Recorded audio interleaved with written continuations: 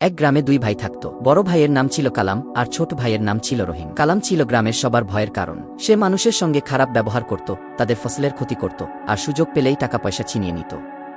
গ্রামের লোকেরা তাকে দেখলে রাস্তা পাল্টে দিত। তার এইসব খারাপ কাজের জন্য কেউ তাকে পছন্দ করত না।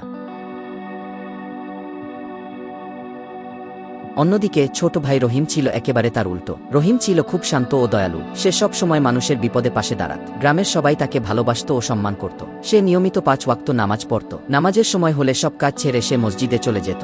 গ্রামের ছোটরাও তার এই নিষ্ঠা দেখে অনুপ্রাণিত হতো।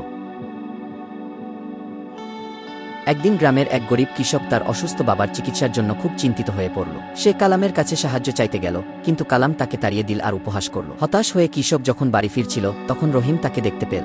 রহিম কৃষকের কাছে সব শুনে তার মন খারাপ হয়ে গেল। সে তার কাছে থাকা সব টাকা কৃষককে দিল এবং তার অসুস্থ বাবার জন্য দোয়া করল। এদিকে কালামের খারাপ কাজগুলো বাড়তে লাগল, কিন্তু শেষ পর্যন্ত সে ধরা পড়ল। পুলিশ তাকে ধরে নিয়ে গেল। সে এলাকার এক বড় ব্যবসায়ীর অনেক টাকা ছিনিয়ে নিল। সবাই তার থেকে মুখ ফিরিয়ে নিল। ঠিক তখনই রহিম তার ভাইয়ের বিপদের খবর পেল। সে তার ভাইয়ের সঙ্গে দেখা করতে গেল।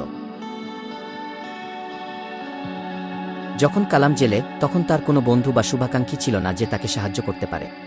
রহিম তার নিজের জমানো সব টাকা দিয়ে আইনজীবীর ব্যবস্থা করল। আদালতে রহিম তার ভাইয়ের জন্য কথা বলল এবং তার পক্ষ নিয়ে বিচারক কালামকে ক্ষমা করে দিলেন। জেল থেকে বের হয়ে কালাম সম্পূর্ণ বদলে গেল। সে তার ভাইয়ের মতো নামাজ পড়া শুরু করল, মানুষের সঙ্গে ভালো ব্যবহার করতে শিখল এবং ভালো কাজ করা শুরু করল। গ্রামের সবাই তাদের এই পরিবর্তন দেখে অবাক হল।